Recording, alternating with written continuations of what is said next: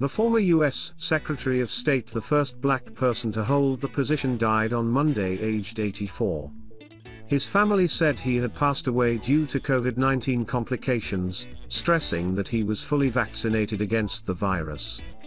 The ex-politician had Parkinson's disease and multiple myeloma, a bone marrow cancer affecting the body TMS immune response.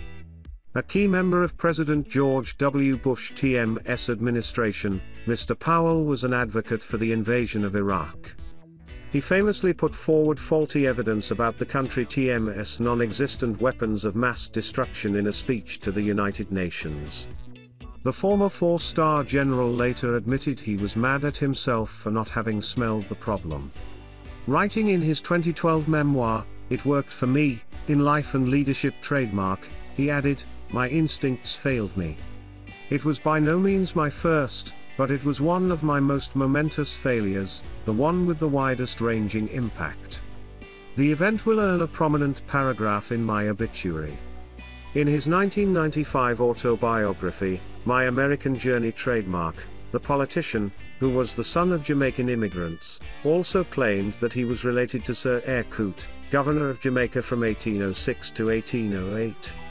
The claim is remarkable because Prince Harry and Prince William are also reportedly on the same family tree as Sir Eyre. Claims of shared genealogy between the princes and Mr. Powell come from their late mother, Princess Diana TMS ancestry. The late Princess of Wales is said to be the 9th great-granddaughter of Sir Charles Coote, an ancestor of Sir Eyre Coote, and a 4th cousin several times removed of Sir Eyre himself.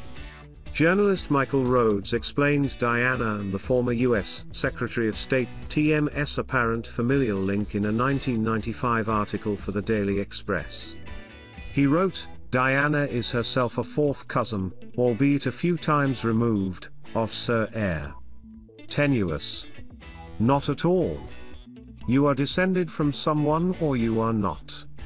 In Diana and Powell TMS case, their genealogy takes them directly back to Sir Charles Coote of Castlecuff in Queen's County, Ireland. He was created a baronet by King James I in 1621. The fact is, had he not lived then neither Colin nor Diana would have been born.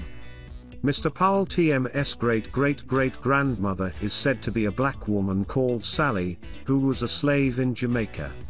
Sir Eyre Coote, who is sometimes confused with his uncle, East India Company officer General Sir Eyre Coote, reportedly had a child with Sally. Mr. Powell said in My American Journey that his ancestors had been slaves in the government house in Jamaica.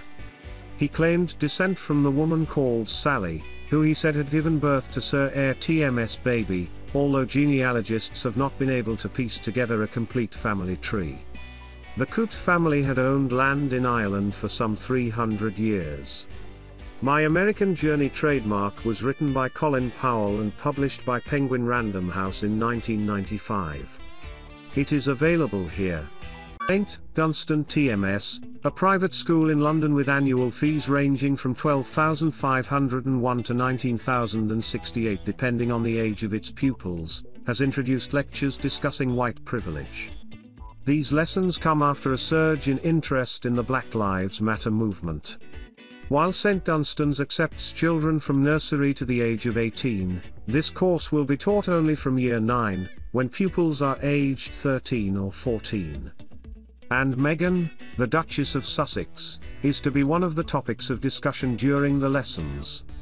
Nicholas Hewlett, headmaster at the school in Catford, South East London, said teachers would explore with students the difficulties faced by both Meghan Markle and Kate Middleton when they joined the royal family, but learn that Meghan Markle faced additional challenges based on social speculations associated with her race, as reported by the Sunday Times. During these lessons, the concept of microaggression, an incident or action regarded as a subtle or unintentional act of discrimination against members of a marginalized community, will also be looked into.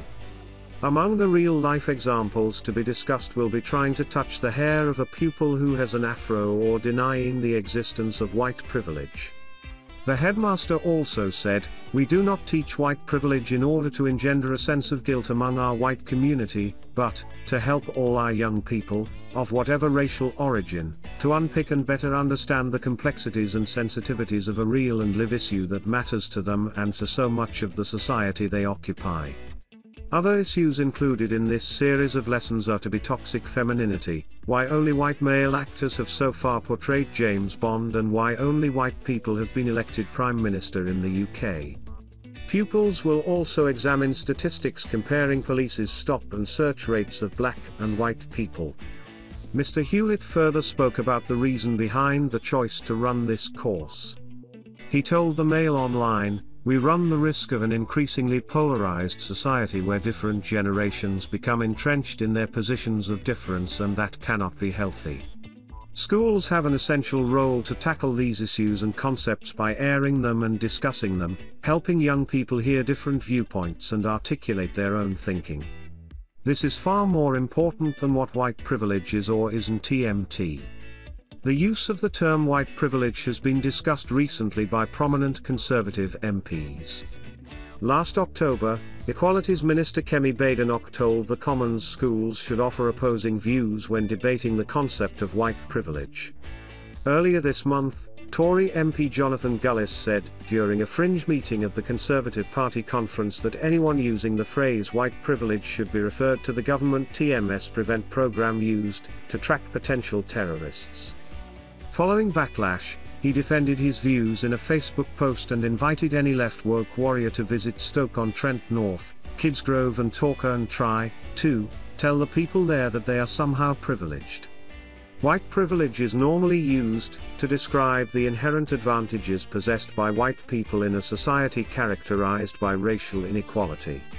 Meghan and Prince Harry spoke about racial inequality on multiple occasions in the past.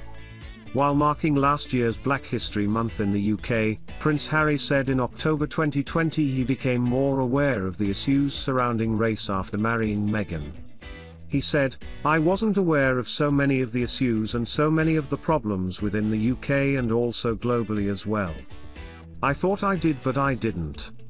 The Prince added, "You know, when you go into a shop with your children and you only see white dolls, do you even think, 'That's weird, there is not a black doll there'?"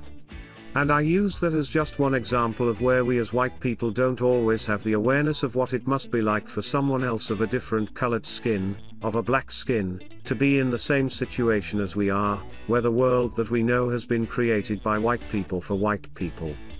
During the 2-hour-long sit-down, the Duke and Duchess of Sussex alleged racism within the firm, which responded in a statement saying the issues discussed by the Sussexes were concerning. The statement added, "While some recollections may vary, they are taken very seriously and will be addressed by the family privately."